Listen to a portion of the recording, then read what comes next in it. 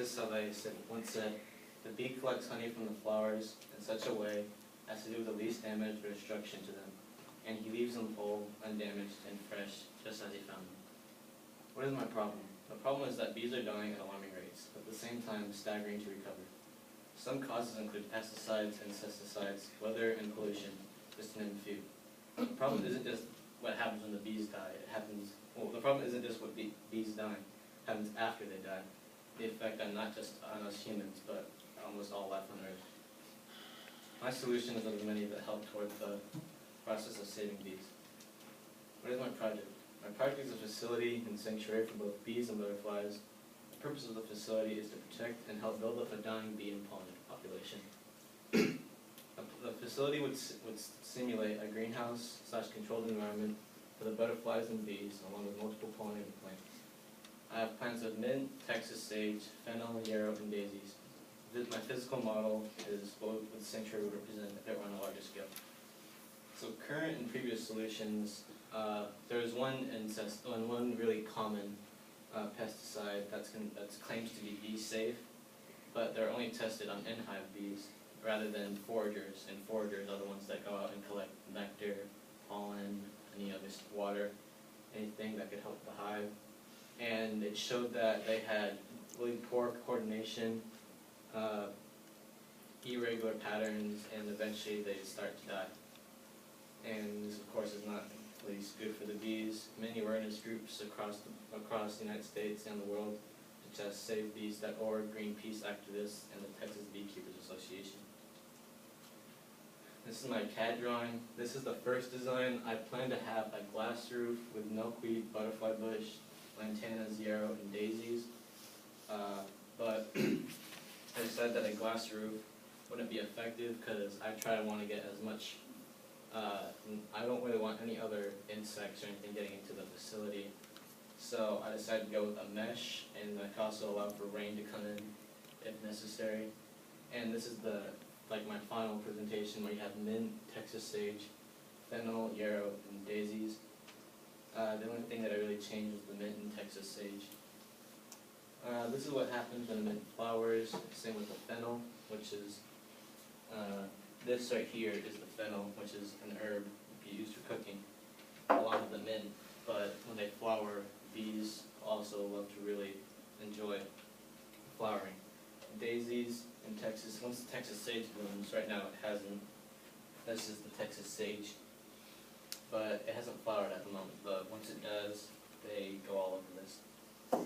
And the mint, of course, I already said that. And yarrows is another really common flower that's easy to plant and you can easily buy.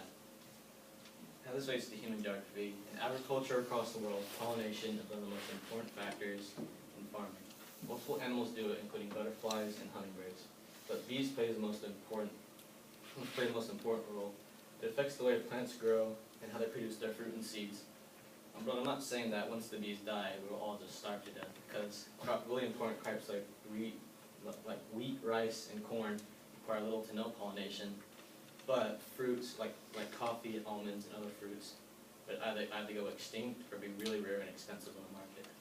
So we still have food to eat, it's just that our diets would be really just mostly corn and wheat-based, mostly grain-based.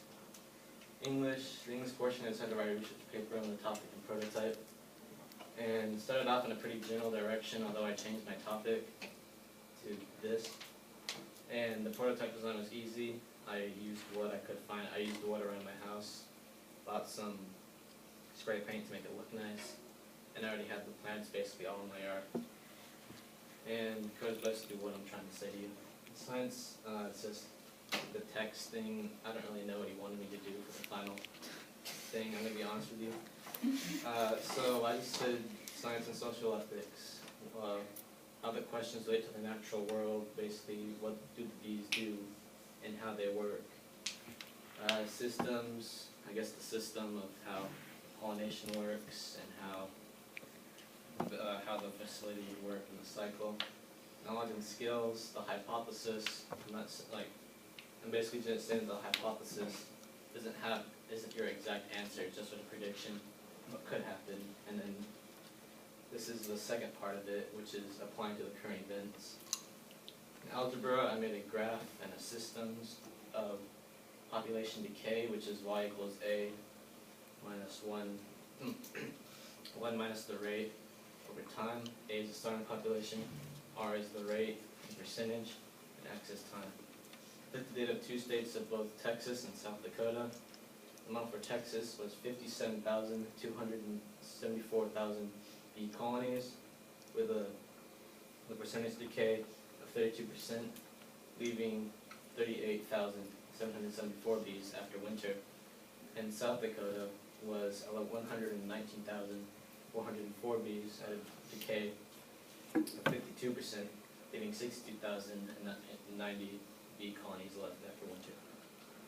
So in conclusion, is my facility is going to simulate a enclosed ecosystem for bees and butterflies, making it so it can rebuild the population, and once it reaches a certain limit, they'll release and the cycle will continue. And thank you all for coming out here.